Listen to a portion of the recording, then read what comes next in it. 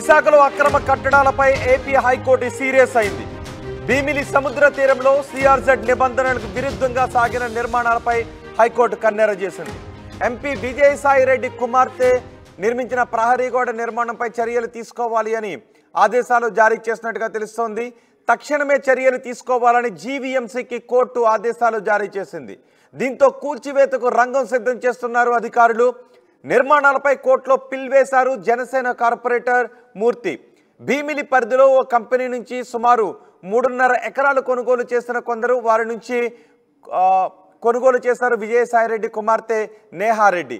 నిబంధనలు ఉల్లంఘించి సముద్రానికి అతి సమీపంలో కాంక్రీట్ నిర్మాణం చేపట్టారు. ఇసుక తిన్నెలను తొలగించి గ్రావెల్తో అక్కడ చదును చేశారు.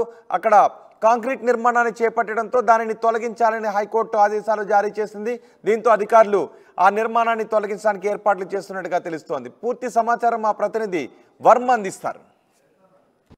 ఆంధ్రప్రదేశ్లో అధికార మార్పిడి జరిగిన తర్వాత విశాఖపట్నం వ్యాప్తంగా ఉమ్మడి విశాఖ జిల్లా వ్యాప్తంగా కూడా అనేక భూ ఆక్రమణలతో పాటు ఈ విశాఖ తీరం వెంబడి అక్రమ కట్టడాలు కూడా చాలా వెలుగు చూస్తూ ఉన్నాయి. తాజాగా మనం చూసుకుంటే కనుక ప్రస్తుతం మనం భీమిలి బీచ్లో ఉన్నాం. ఇక్కడ అందాలను చూడడానికి 2 కళ్ళు చాలవంటే అతిశయోక్తి లేదు. మనం చాలా సినిమాల్లో ఈ అందమైన భీమిలి లొకేషన్స్ మనం చాలాసార్లు చూసే ఉంటాం చాలా సినిమాల్లో. అలాంటి బీచ్లో భీమిలి బీచ్లో ఇక్కడ నివాసం ఏర్పరచుకోవాలని చాలామంది ఆశించవచ్చు. కానీ ఇక్కడ కొన్ని నిబంధనలు అడ్డు వస్తూ ఉంటాయి. మనం ప్రధానంగా సిఆర్జెడ్ నిబంధనల గురించి ప్రత్యేకంగా చెప్పుకోవచ్చు. అయితే ఈ భీమిలి బీచ్ లో మొత్తం కూడా ఎవరైతే ఉన్నారో విజయసాయిరెడ్డి రాజ్యసభ సభ్యుడు ఆయన కుమార్తె పెనక నేహారెడ్డి ఈ భీమిలి బీచ్లో అక్రమ కట్టడాలకు పూనుకుంది అంటూ కూడా ఎవరైతే ఉన్నారో జనసేన కార్పొరేటర్ మూర్తి యాదవ్ కోర్టులో ఒక ఫిర్యాదు చేశారు. ఈ నేపథ్యంలోనే ప్రస్తుతం కోర్టులో ఈ వ్యాజ్యం నడుస్తూ ఉంది.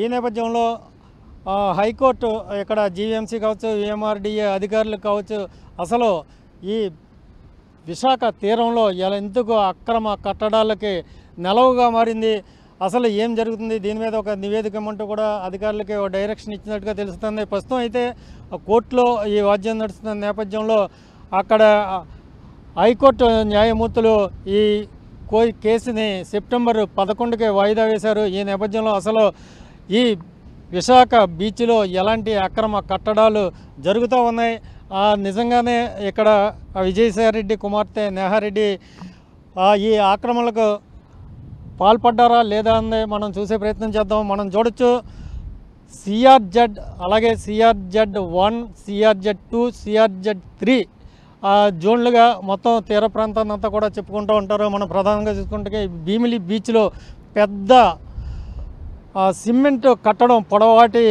కాంక్రీట్ వాల్ మనకి కనిపిస్తూ ఉంది. మనం చూడొచ్చు ఈ చివరి నుంచి ఆ చివరి వరకు మనం చూసుకుంటే కనుక ఎంత స్ట్రాంగ్గా ఈ వాల్ నిర్మించారో మనం చూడొచ్చు.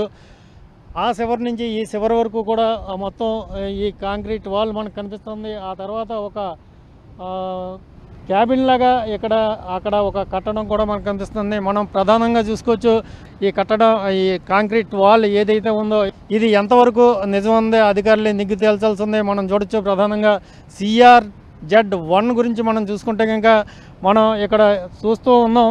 ఈ కాంక్రీట్ వాల్ ఎంత ఉందో అంత ఎత్తున అలా వస్తే కనుక అది సిఆర్జెడ్-1లోకి వస్తూ ఉంది. అంటే ఒక సాధారణమైన అలా ఎంత ఎత్తున లేస్తుందో ఆ ఎత్తులో సిఆర్జెడ్ నిబంధనలు వర్తిస్తూ ఉంటాయి. సిఆర్జెడ్-1 జోన్లో దాన్ని మించి ఇక్కడ నిర్మాణాలు జరగకూడదు. అలాగే మామూలు సాధారణ అలకంటే ఎత్తులో కనిపించేది ఇంకో 4-5 అడుగుల ఎత్తులో ఉంటే కనుక ఆ రేంజ్లో అలా వచ్చే స్పేస్ని ఏదైతే ఉందో దాన్ని సిఆర్జెడ్-2గా, దాని మీద ఇంకో 5 అడుగుల ఎత్తుగానే అలా వచ్చే ప్లేస్ ఎక్కడైతే ఉందో అక్కడ వరకు కూడా సిఆర్జెడ్-3 వస్తూ ఉంటుంది. ఈ నేపథ్యంలో అసలు సిఆర్జెడ్ నిబంధనలు ఎందుకు ఉంటాయి అన్నది మనం ప్రధానంగా చూసుకోవాలి.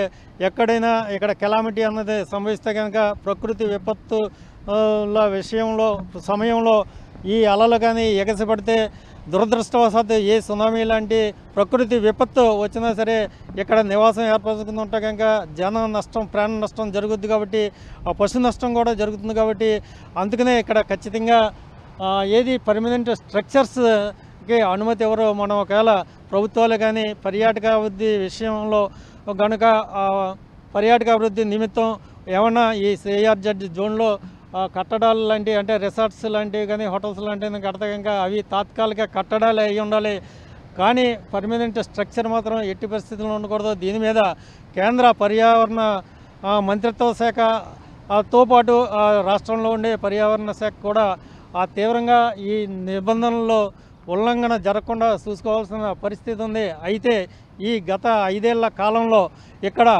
ఈ ఉమ్మడి విశాఖ తీరంలో ఎందుకు ఇలాంటి అక్రమ కట్టడాలు వెలిగాయి, ఎందుకు ఈ ఎంక్రోచ్మెంట్లు ఈ ఆక్రమణలో జరుగుతున్నాయి అనే దాని మీద కోర్టు అధికారులని ప్రశ్నించినట్టుగా తెలుస్తుంది. ఈ నేపథ్యంలో అంటే సెప్టెంబర్ 11 తర్వాత కోర్టు ఈ అక్రమ కట్టడాల మీద ఎలాంటి తీర్పు ఇస్తుంది అందే మనం వేచి చూడాలి.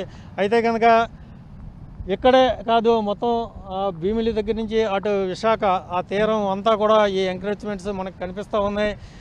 నిబంధనల ఉల్లంఘన జరుగుతా ఎందుకు ఈ కట్టడాలు జరుగుతూ ఉన్నాయి, ఈ ఆక్రమణలు జరుగుతూ ఉన్నాయి, ఎందుకు చూసి చూడనట్టు ప్రభుత్వం చూస్తూ ఊరుకుంది అన్నది ఇక్కడ పెద్ద సందేహాస్పదంగా మనకు కనిపిస్తూ ఉంది.